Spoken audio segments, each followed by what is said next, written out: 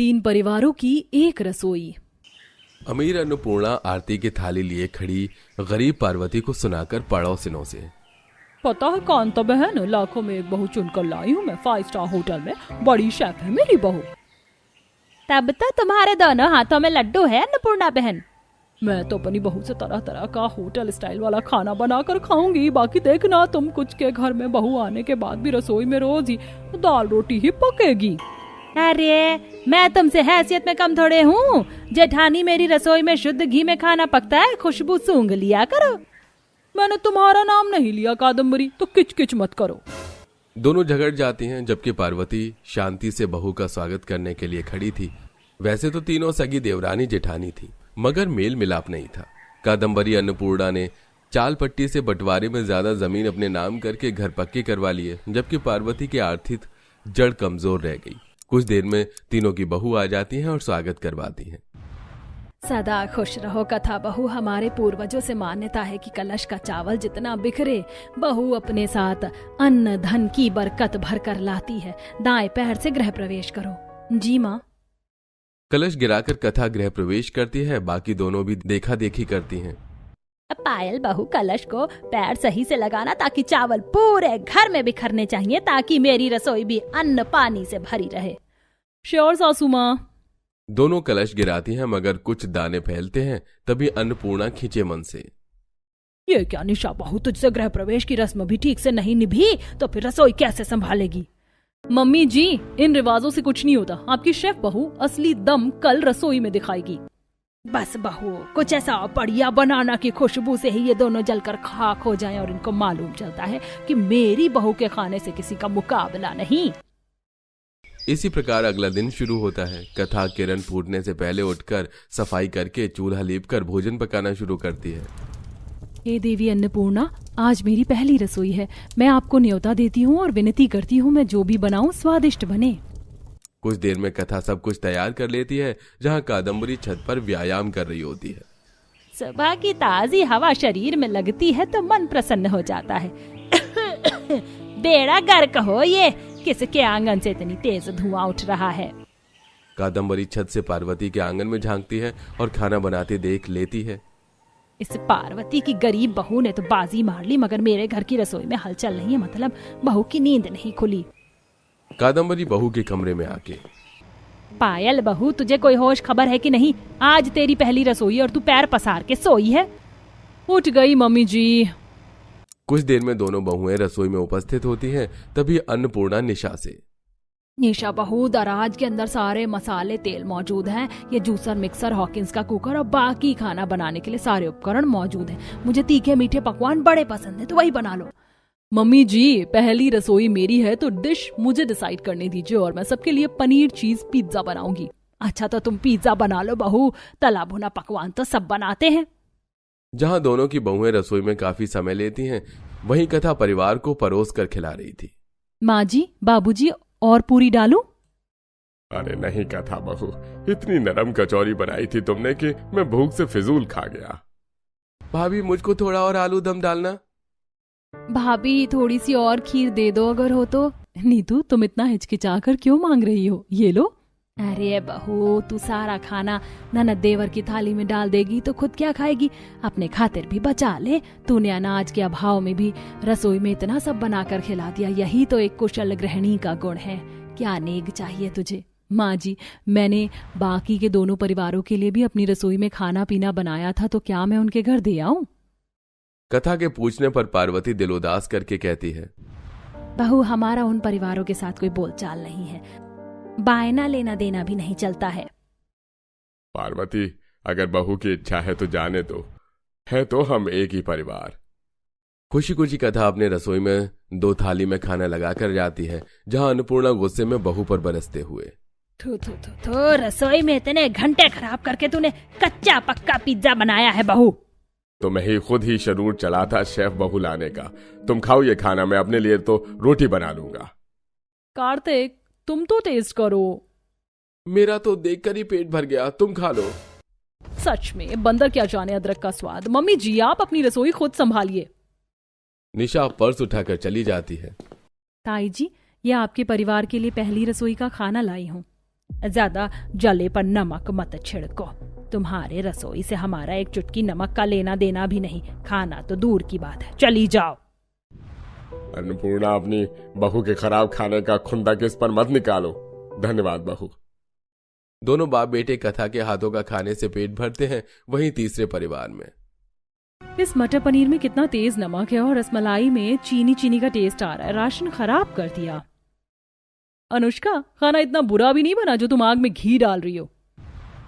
सही बात पर मिर्ची लग गई तुझको बहू। इतना घी मसाला तेल सब दिया और तूने वही हाल कर दिया। ऊंची दुकान पी के पकवान। एक परिवार की रसोई संभालना पान पर चूना लगाने जितना आसान नहीं है। ये दोनों सास ननद एकदम टेढ़ी खीर है। मदद किसी ने भी नहीं करवाई और नुस्ख निकालने में सबसे आगे। इसी तरह तीनों परिवारों में अलग अलग चूल्हा जल रहा था। जहां रसोई में भर भर के राशन होने के बावजूद भी दो परिवार अच्छा खाने के लिए तरस रहे थे। वहीं कथा अपने पूरे परिवार को खुले आंगन में बिठाकर पंखा करते हुए खिला रही थी। क्या बढ़िया दही जमाई है तुमने, ऊपर से चूल्हे की रोटी खाकर मन खुश हो गया। अरे सच में कथा बहू, जब से रसोई में तेरा हाथ पड़ा है, थोड़ी कमाई में भी घर कितने अच्छे से चल रहा है। बाबूजी, ये तो अन्नपूर्णा देवी की दया है जो कभी खाना नहीं घटता। संतोष होना सबसे आवश्यक है। सभी के खाने पर से बहू सबको पक्के आम काट कर देती है। ये लीजिए सब लोग, मीठा मीठा दशहरी आम खाइए। मगर बहू, आम तो बड़े महंगे भाव के हो रहे हैं, तो कहाँ से खरीद लाई? माँ जी, मनोहर जी मुझे जो घर खर्च और साग सब्जी लाने के पैसे देते हैं, बस पैदल जाकर रिक्शे का पैसा बचा लेती हूँ। शरीर भी ठीक रहता है। बहू, मैं तो भगवान का धन्यवाद करती हूँ जो तुझ जैसी तुलसी समझदार गृहिणी मेरे परिवार में दी है। जहां कथा कम कमाई में भी रसोई अच्छे से चला रही थी, वहीं बाकी दोनों बहुएं किचन की जिम्मेदारियों से कतराती परिवार में भी कलेश छाया रहता। निशा बहू, तू अपनी होटल की नौकरी छोड़ छाड़ कर रसोई संभाल। मम्मी जी, जहाँ मेरे बनाए खाने की वैल्यू नहीं है, मैं किस लिए बनाऊं? हाँ, तो मैंने भी तुझे बनाकर खिलाने का ठेका नहीं लिया। अपने खाने का जुगाड़ देख लेना। फाइन मम्मी जी, वैसे भी मैं होटल से खाकर आती हूँ, समझी? भाभी, ना तो आपसे नाश्ता टाइम से तैयार होता है और ना ही रात का डिनर। रोज लेट करती हो। अनुष्का, खाना बनाना कोई खिलवाड़ नहीं है। एक दिन मेरे बदले खुद रसोई संभाल कर देखो, पता चलेगा। पायल बहू, तू क्या इस घर में अचार डालने के लिए रहेगी जो ननद खाना बनाएगी? गुस्से में पायल खाना डालती है, तभी कादम्बरी। देखो जरा कैसे बर्तन मांजते हैं। बर्तनों से चिकनाहट नहीं जाती है। न कभी रात को जूठे बर्तन धोकर सोने की आदत है। रसोई में बरकत तो रही नहीं है। अरे बस भी करो कादम्बरी, तुम भी बेवजह बाल की खाल निकाल रही हो। केशव जी, आप बीच में कबाब में हड्डी मत बनिए। अरे जाकर देखो एक बार उस पार्वती के घर में उसकी बहू कितनी कामकाजी और फुर्तीली है। सुबह 5 बजे से जाग कर रसोई की जिम्मेदारी में लग जाती है। कभी जूठे बर्तन आंगन में छोड़कर नहीं सोती।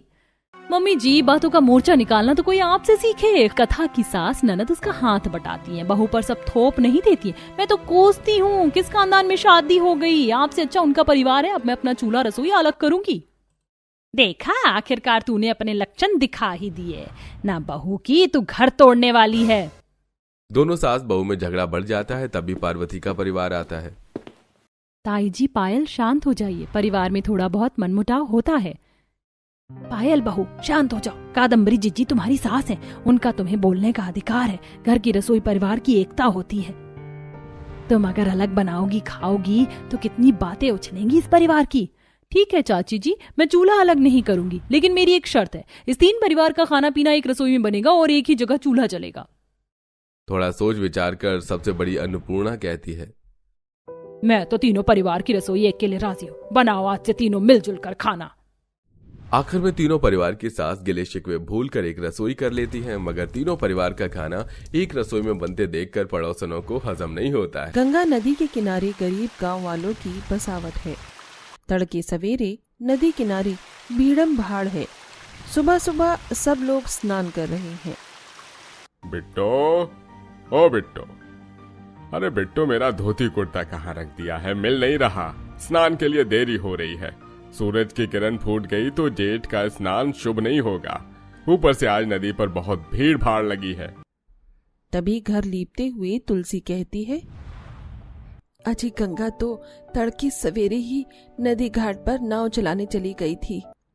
तुलसी, तुमने उसे जाने क्यों दिया घाट पर? सारे के सारे मर्दाने नाव वाले भरे होंगे। उनके बीच में लड़की जात का नाव तैराना अच्छा लगता है क्या?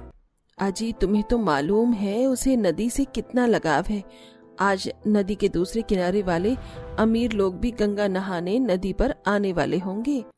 कौन दिशा में लेके चला रे बटोहिया, ये ठहर ठहर ये सुहानी सी डगर, जरा देखन दे देखन दे, कौन दिशा में लेके चला रे बटोहिया।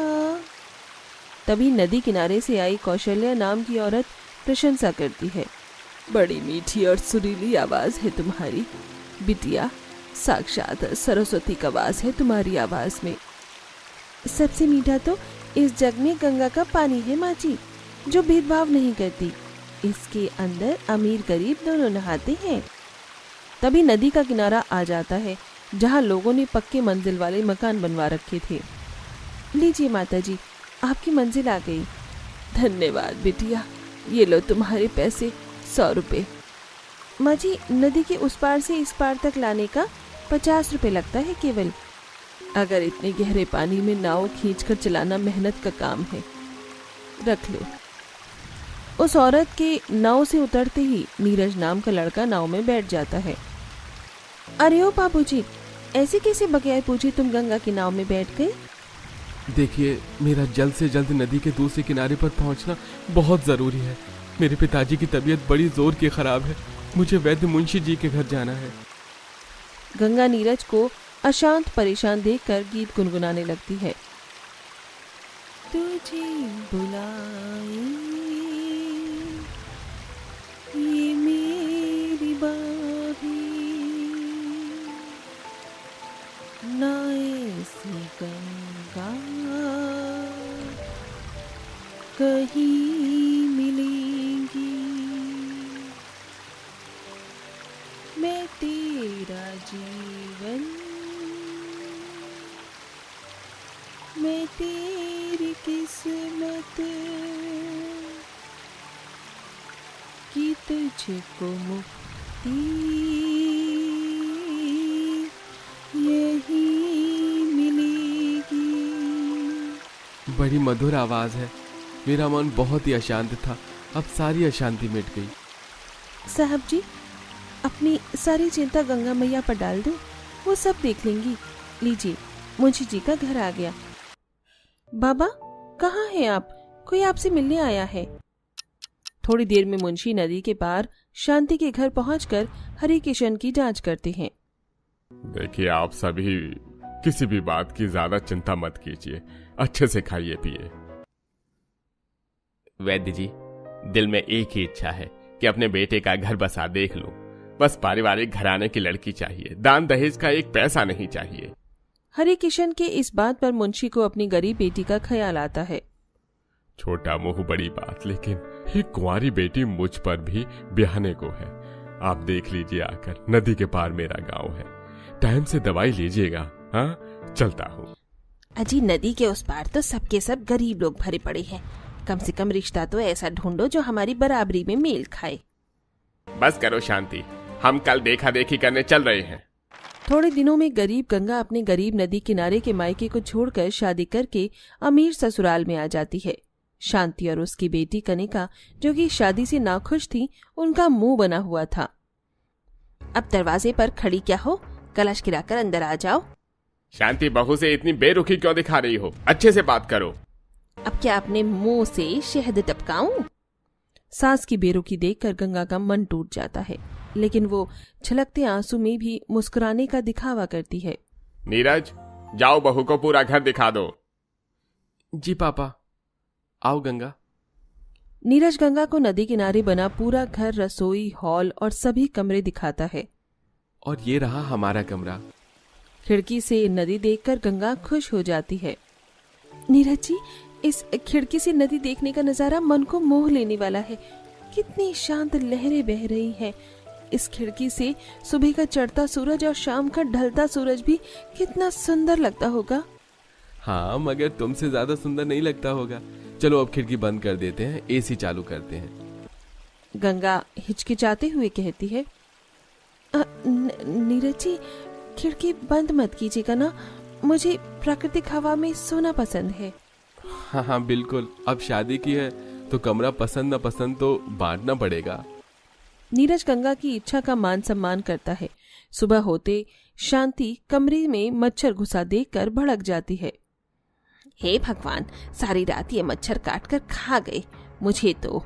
मगर घर के सारे खिड़की दरवाजे तो बंद है, तो मच्छर कहाँ से घुस गए। शांति बड़बड़ाते हुए सीधा नदी पर आती है जहाँ गंगा नदी में नहा रही थी। खुली नदी में नहाने का आनंद अलग है, और नदी का पानी कितना ठंडा है। गंगा को नदी में नहाते देखकर अमीर पड़ोसन खिचड़ी पकाती हैं। अरे शांति जी, ये तुम कैसी बेशरम बहू लेकर आई हो। देखो कैसे खुली नदी में छपक छपक कर नहा रही है। गंगा बहू, अभी नदी से बाहर निकलो। डर के मारे गंगा नदी से बाहर आकर सीधा घर में आती है। इसीलिए मैं तुम जैसी गरीब लड़की को अपने नीरज के लिए नहीं चुनना चाहती थी। तुम्हें अपने ससुराल में नहाने के लिए बाथरूम क्या कम पड़ गया था जो तुम उस गंदी नदी में नहा रही थी। माँ, नदी में नहाने में बुराई क्या है? गंगा को नदी में नहाना पसंद है, उसका रहन सहन ऐसा ही रहा है। अब उसे अपने गरीब मायके का रहन सहन बदलकर अमीर ससुराल का तौर तरीका अपनाना होगा। भाभी, मेहरबानी करके हमारी फैमिली की इज्जत मत डुबोइए। नहाने के लिए घर में इतने सारे बाथरूम और छत पर स्विमिंग पूल भी है, आप वहाँ जाकर तैर सकती हैं। वैसे आप जैसे गरीब ने कभी स्विमिंग पूल तो देखा ही नहीं होगा। नंद के अपमान करने पर गंगा को दिल में बुरा लगता है। थोड़ी देर में पग फेरा के लिए सास से पूछती है। माँ जी, आज पग फेरे के लिए जाना था, क्या मैं और नीरज जी जाएं? ऐसे बहू अकेले अकेले क्यों जा रही हो? तुम्हारे मायके से हमारा भी तो समधियाना जुड़ता है, चलते हैं हम भी। अपने पूरे ससुराल वालों के चलने की बात से गंगा खुश हो जाती है और नाव में बैठकर अपने अमीर ससुराल वालों के साथ नदी के पार आती है। तभी एक ग्वाला अपनी भैंस को नहला रहा था और अगल बगल में कुछ धोबी कपड़े धो रहे थे। मम्मी देखो, नदी के इस पार के लोग कितने थर्ड क्लास हैं। इस गंदी नदी में ही जानवरों को नहला रहे हैं और इस नदी का पानी भी पीते हैं।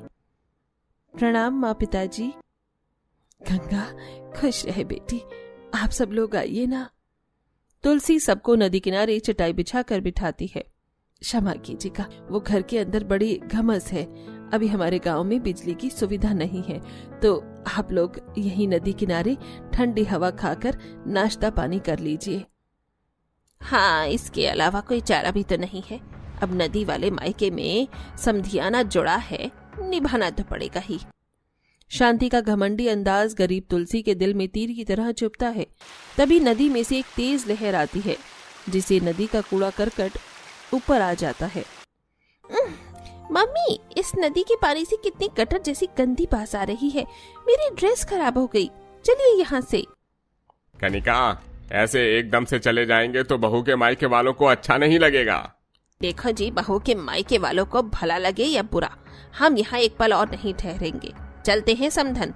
क्या खूब खातिरदारी की है आपने, जिंदगी भर याद रहेगी। चलो गंगा बहू। गंगा के गरीब मायके वालों को खरी खोटी सुनाकर शांति उस पर पूरा अधिकार जमाकर उसे नाव में बिठाकर अपने साथ ले जाती है। अपने नदी वाले अमीर ससुराल में लौटकर गंगा खुद में घुट घुट कर रहती है। नदी किनारे ससुराल होने के बावजूद भी मेरा ससुराल किसी कैद खाने से कम नहीं है। मैं नदी में नहा भी नहीं सकती, इतनी पाबंदी है। हर बार गंगा नदी के पानी को देखकर दिल तरसा कर रह जाती। वहीं उसके ससुराल वाले स्विमिंग पूल में नहाते। मगर कहते हैं ना, भगवान की लाठी में आवाज नहीं होती, वो हर एक इंसान का घमंड तोड़ कर रख देती है। एक दिन नदी में बहुत ही तेज चक्रवाती लहरें उठती हैं। नदी किनारे शांति का घर सबसे पास होने के चलते उनका घर लहरों की चपेट में आकर उजड़ जाता है।